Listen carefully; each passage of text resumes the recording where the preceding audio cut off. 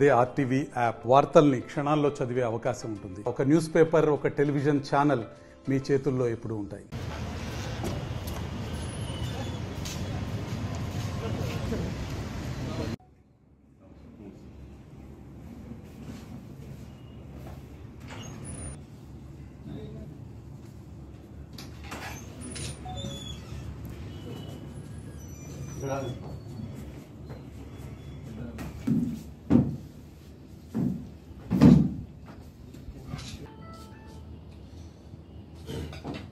నిన్నటి రోజు అంటే 11/8/2024 రోజు ఉదయం అందాజా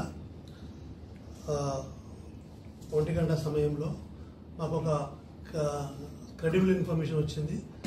గాంజా అమ్ముతున్నారు అని చెప్పి ఆ ఇన్ఫర్మేషన్తో ఎస్ఐ రమేష్ ఆధ్వర్యంలో నిర్మల్ టౌన్ బృందం నిర్మల్ మార్కెట్ కమిటీ దగ్గరికి వెళ్ళడం జరిగింది. అక్కడ అనుమానంగా తిరుగుతున్న ఒక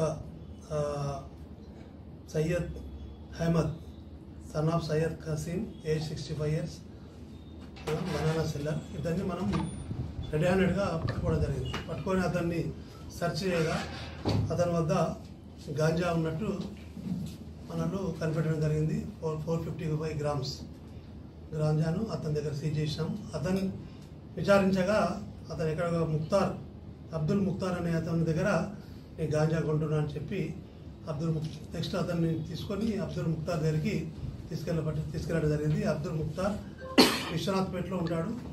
విశ్వనాథ్పేటలో ఇతను ఆటో డ్రైవర్.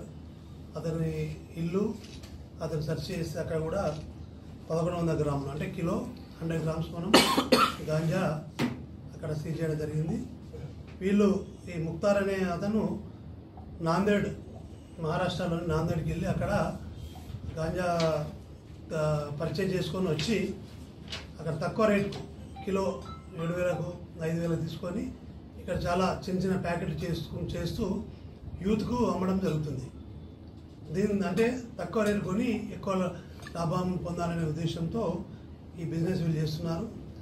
వీళ్ళు ఏదైతే యూత్ను అట్రాక్ట్ చేసి దీని గాంజా ఊబిలో దింపడం జరుగుతుంది. వీరిద్దరిని కూడా మనం నిన్న అరెస్ట్ చేయడం జరిగింది. అరెస్ట్ చేసి ఈరోజు ఇద్దరిని కూడా రిమాండ్ తరలించడం జరుగుతుంది. ముఖ్యంగా మేము యూత్కి చెప్పేది ఏంటంటే ఈ గాంజాకు అడిక్ట్ కాకండి. మనసు గాంజాకు అడిక్ట్ అయితే మళ్ళీ బయట రావడం చాలా కష్టమవుతుంది.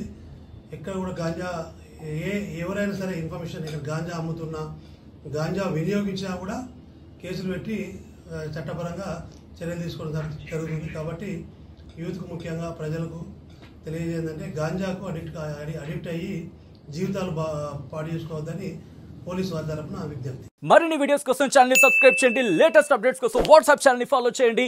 అండ్ లింక్ డిస్క్రిప్షన్ లో ఉంది.